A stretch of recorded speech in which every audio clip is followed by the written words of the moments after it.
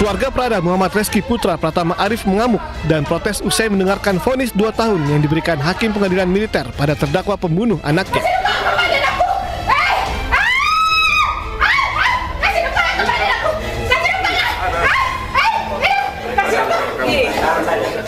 Ibu korban yang tidak mampu menahan emosi terus berteriak dan berusaha mendekati terdakwa. Namun karena terus dicegah, ibu korban jatuh pingsan. Tenang dulu. Pingsan. Keluarga meminta keadilan agar terdakwa bisa dihukum berat dan berencana akan melakukan banding atas vonis ini. Lambat pergi sholat Jumat, masa sholat Jumat mau dibunuh orang? Gara-gara tidak sholat Jumat dan dibunuh. Bapak Prabowo, saya minta keadilan untuk anak saya. Saya tidak terima anak saya dibunuh begitu saja. Tidak terima saya. Saya setengah mati kasih besar anakku, tidak untuk dibunuh. Masa dia anak saya cuma dikasih hukuman yang mematikan anak saya dua tahun. Pembunuhan nyawa. Pembunuhan nyawa ini, nyawa. Di mana hati penegak hukum ini? Mentang-mentang ini anak kopral ini, saya hanya memberikan hukuman yang seringan-ringannya. Saya mau keadilan. Jadi kami dari pihak Kodam memang sudah monitor sidang yang dilakukan oleh oknum prajurit Arhanud. Kita pihak Kodam menghargai dan menerima keputusan yang ditetapkan pengadilan. Selanjutnya bagi kalau ada yang merasa kurang puas, silakan disesuaikan dengan mekanisme peradilan yang berlaku. Sebelumnya dalam sidang yang dipimpin Hakim Ketua Mayor CHN Yanuar Dwi Prasetyo dan Mayor CHK Farid Iskandar, saat kejadian penganiayaan dilakukan Pratu Sandi terhadap korban Prada Muhammad Reski Putra Pratama Arif terjadi di dalam Batalion Arhanud 4 Kodam 14 Hasanuddin 24 Januari lalu. Namun dalam hasil pemeriksaan, Pratu Sandi tidak terbukti memiliki masalah pribadi dengan korban dan murni penganiayaan dilakukan hanya respon spontanitas saat adanya kegiatan latihan fisik di Barak Taja Tonlat. Dari Makassar, Sulawesi Selatan, Muhammad Nurbone, iNews melaporkan. Paling kukus.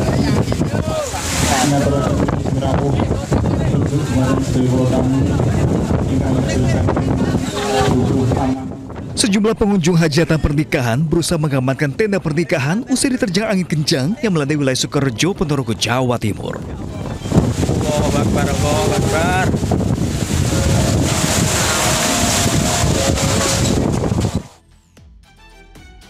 Bahkan sebagian pengunjung lainnya berhamburan menyelamatkan diri. Suasana pesta pun sempat mencekam setelah angin kencang disertai hujan deras. Hingga akhirnya pesta dilanjutkan beberapa saat setelah terjangan angin berhenti. Bencana angin kencang terjadi sekitar jam 3 Kamis sore. Tidak hanya menghambat pesta pernikahan, angin juga merusak 5 atap rumah yang berterbangan.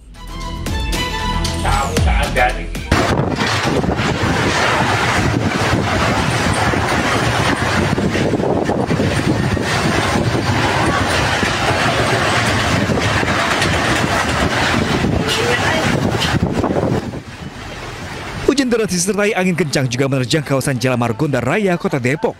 Peristiwa ini sempat menimbulkan kepanikan di kalangan warga dan pengguna jalan. Sejumlah pohon tumbang, sementara baliho serta papan reklame roboh menutupi sebagian badan jalan. Kondisi ini membuat arus lalu lintas sempat tersendat karena banyak pengendara memilih menepi untuk menghindari bahaya. Sempat pada ini sih pada berhenti semua sih mobil-mobil tadi. Pada menepi atau gimana? Pada berhenti banyak kan gini juga ke tengah tadi. Jadi dipinggirin dulu. Dipinggirin semuanya. Meski tidak adanya laporan korban jiwa, peristiwa ini membuat warga was-was akan adanya hal serupa mengingat cuaca ekstrim masih terus terjadi di kawasan Depok. Tim Liputan iNews melaporkan.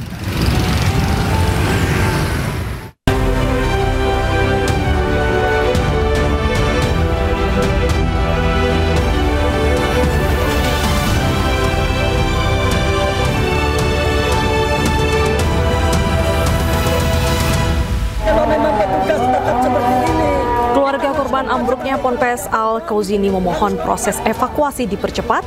Hingga hari ini korban meninggal dunia bertambah menjadi 7 orang.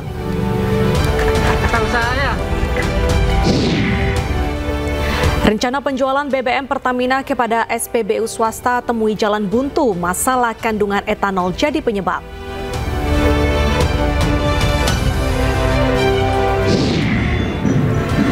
Gladi bersih HUT TNI ke-80 di kawasan Monas, Jakarta pagi tadi yang turut disaksikan Panglima TNI jadi latihan hari terakhir.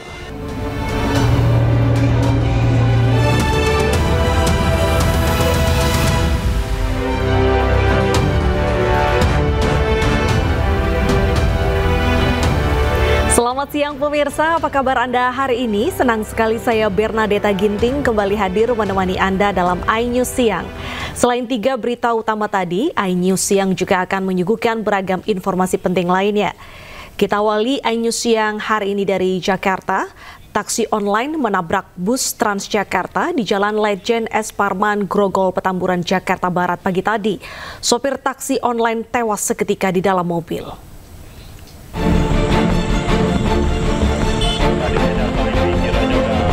Pengendara yang melintas di Jalan Lejen S. Parman, Grogol, Petamburan, Jakarta Barat dikejutkan dengan kecelakaan yang melibatkan sebuah mobil taksi online dengan bus Transjakarta pagi tadi.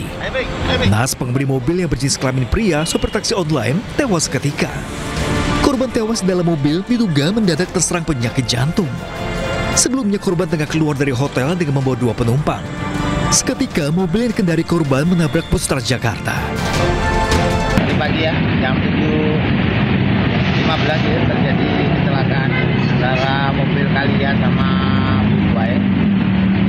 Mobil Kalian keluar dari hotel, bawa penumpang dan Grab ya, tiba-tiba serangan jantung. Nah, dia menginjak gas terus nabrak Busway. Korbannya meninggal di tempat, lanjut kasus lakanya ditangani di masa berjalan Kapolda, lanjut korbannya dibawa ke Rembang Solo, Polri Kramat Jati. Guna kebaikan otopsi, jasad korban dibawa ke Rumah Sakit Polri Jakarta. Sementara mobil dan bus Transjakarta diamankan Direktorat Laka Lantas Polda Metro Jaya. Dari Jakarta, Mitol Gani, iNews melaporkan. Viral di media sosial, rombongan pengantar jenazah melakukan aksi ugal-ugalan di jalur Trans Sulawesi, Kecamatan Mandai, Kabupaten Maros, Sulawesi Selatan. Bahkan salah seorang terlihat hanya mengenakan celana dalam saat dibonceng di motor.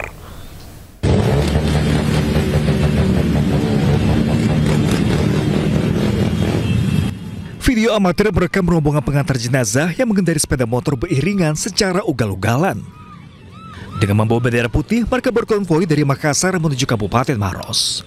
Sejumlah pengendara tidak menggunakan helm dan sebagai membonceng menghadap belakang yang dapat membahayakan diri. Bahkan ada seorang pria berdiri di motor hanya mengenakan celana dalam sambil berjoget tanpa memperdulikan keselamatan pengguna jalan lain.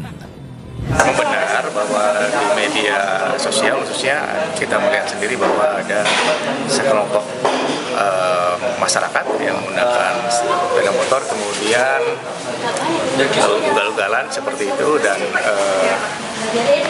sampai sekarang kami masih berusaha untuk mencari orang-orang tersebut. Hingga kini, polisi masih mengumpulkan keterangan dan barang bukti atas peristiwa yang dinilai meresahkan dan tidak pantas ditunjukkan di jalan umum tersebut. Dari Kabupaten Maros, Sulawesi Selatan, Wahyu Ruslan, iNews melaporkan.